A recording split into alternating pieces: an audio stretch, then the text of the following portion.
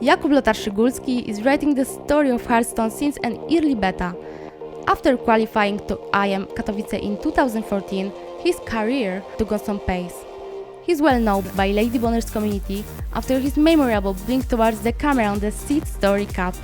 With his acting skills, which could be matched with Dynasty series stars, he's quickly become a favorite of the female part of the public.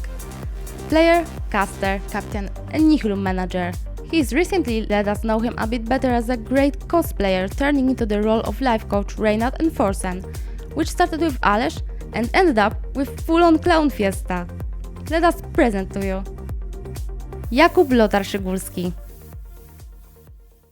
You were born and raised in Poznań. When you have your first contact with video games, board games and card games? Yes, that's true. I was born and raised in Poznań.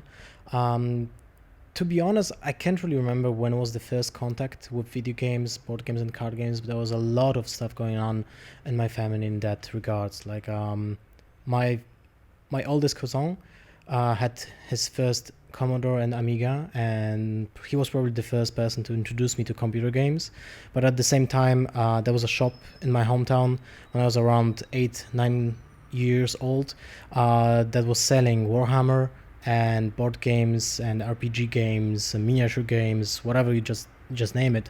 And when I found this shop, I was just fascinated by this new world that was presented there and to me.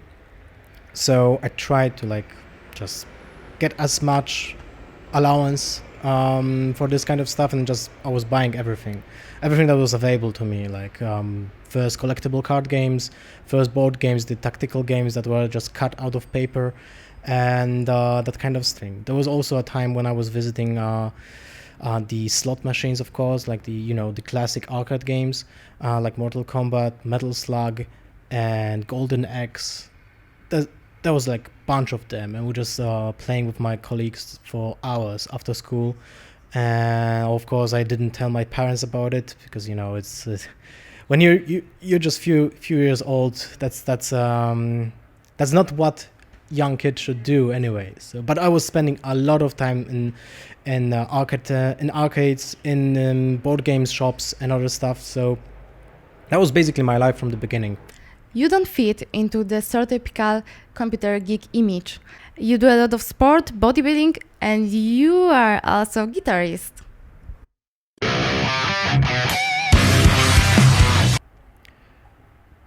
Basically, my life pushed me into many directions, and for a long time I was still seeking what I want to do with my life. So I was grabbing almost every single opportunity that I wanted to try.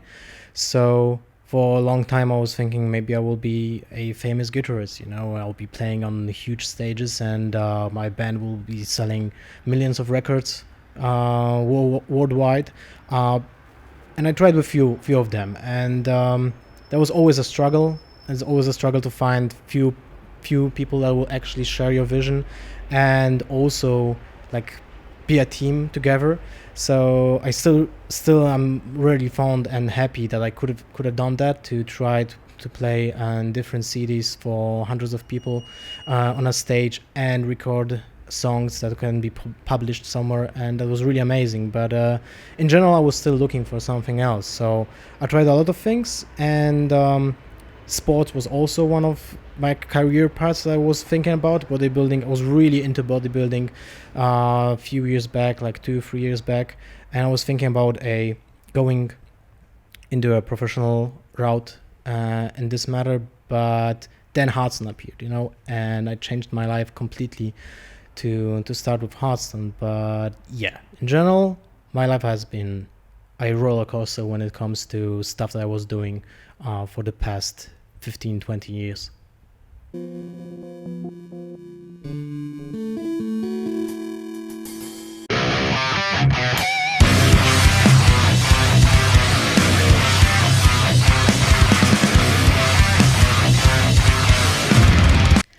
How did your adventure with Hearthstone begin? Well, the adventure to Hearthstone is one thing, but in general, my whole adventure with card games began years ago.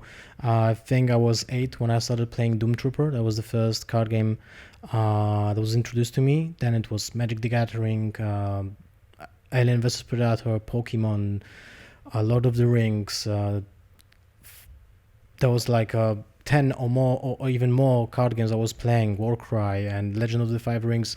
There was really a lot of stuff, and I was trying to be competitive in every single one of them. And the most success I had was with World of Warcraft trading card game. That was the title when in which I was traveling through Europe to play in tournaments. I was also a judge for some major tournaments being organized in Europe, and I was really into World of Warcraft card game at that time. So when the card game was kind of descending into being into like oblivion, because that's how it is with most of the card games that are on the market, I choose to make a break for myself and not play any more card games for a while. But after like 3 or 4 years, I think, one of my good friends from high school messaged me on Facebook and said, "Hey Jacob, I heard that there's a new card game and it's actually digital, and I have a beta key for you if you want." I was like, "Yeah, sure, I can try it." In the beginning, I wasn't really aware how much value has that beta key, you know? After like 2 or 3 months, someone told me, "Hey, those beta keys are really pricey." I was like, "Really?" So I looked it up on eBay, and they were actually being sold for like $200 or $300 even. And I'm really grateful for my friend to introducing me to the game, because maybe he wasn't really aware too, because maybe he would saw that on eBay too, but he basically gave me this for free, and that was like my start of my career. So yeah, that was basically like November 2013 when I had the beta key given by my friend, by Victor. And at that time, after like 2 or 3 months, I said to my wife, "Give me 1 year and this will be something I will be doing in my life," because she knew that I wasn't really happy with what I was doing daily. Like the jobs that I had in my past wasn't really something I wanted to do in my life for like, 20 years or 30 years or whatever. And I tried to be a competitive professional player in other esport games like Counter-Strike, but that was years before the scene developed. And now when I saw Hearthstone, I said to her, "Give me 1 year and this will be giving me money, and this will be my job." And I don't know how that happened, but she actually agreed to sacrifice the free time we had, so I can just try myself in this game and still have a normal job. It took longer than 1 year, because it took actually 1 year and 2 months. But in December 2014, I signed a contract which basically allowed me to quit my job. And that was the first time in my life when I said to myself, yeah, I did it. I did what I wanted to do from the beginning. That was my dream, and yeah, that's happening. You are still waiting for a major tournament win, but you are one of the most recognized players in the world and one of the 2 most recognized players in Poland. Probably one of the most important moments in your career was a game against Alesh at Dreamhack Bucharest, wasn't it? Yeah, that's probably true. Well, as I said before, I'm still lacking the first major tournament win. That's not really bugging me, because I have a lot of stuff going on in the Hearthstone department, I'm a streamer, I'm a manager, I'm a player, and I cast the tournaments too, so there's a lot of stuff that's going on.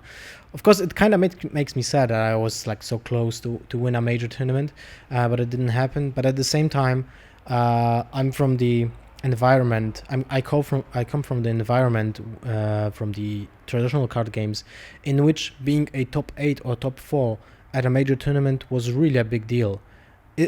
To be in the top 8 was basically the same as almost winning the tournament, because it was so hard to pull off to be in the top 8. So when I'm an example at Dreamhack or at BlizzCon qualifiers or whatever, and I'm top 8, I'm really happy, because that's one of my goals, what I want to achieve, to be recognized as a good player. And The scene that you mentioned, so the game against Alesh in latest Dreamhack Bucharest, was really something amazing. And he has the charger, he has the floating, and there's the unstable ghoul. Is this lethal? I think it is.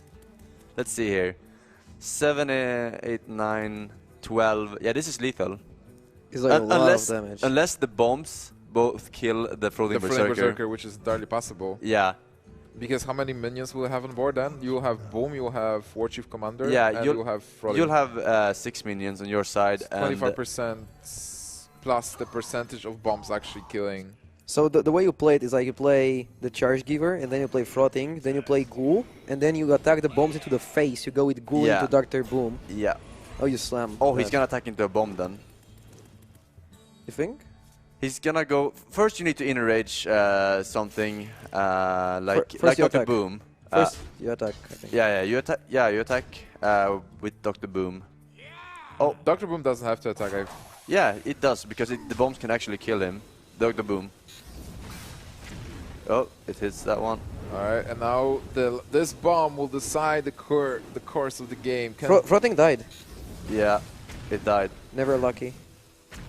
Oh man. He's on the ropes. Oh. He knew that. He knew that is gonna happen. He didn't even finish his turn. Oh my... Whoa. Oh my god. Alesh is tilted. Alesh is tilted. Holy shit. Alesh But he knew that is gonna happen. If you play Hearthstone more than 1 week, you know that if it's not green, you cannot attack with it. Yeah, it was... Lothar is just trying not to laugh right now, and Alesh is trying not to run out of the room. So much pressure. Like, you sit there. Like, okay, Lothar can't contain the laugh. Lothar, please. I tried to not laugh at this situation because it was kind of weird. Basically, he just went crazy about the outcome of the game and acted kind of childish. I tried not to laugh at it, so it was like YouTubed by a bunch of people and basically just went viral instantly. It was really a good outcome for me and Alesh, because we both instantly went from lesser known players to almost known to everyone, and that was very, very helpful for my career. And at the same time, I managed to pull off a 3rd place at the major Dreamhack Bucharest, and I was really close of getting into the finals. So that was a really amazing event for me, and probably the most important event for me as a player in my whole career. And to be honest, I always like to get back to Dreamhack Bucharest, and like from all of the Dreamhacks, Bucharest is the place when I have the biggest results. I'm always top 8 at it, or top 4 or top 3, and maybe next time I'll actually win it.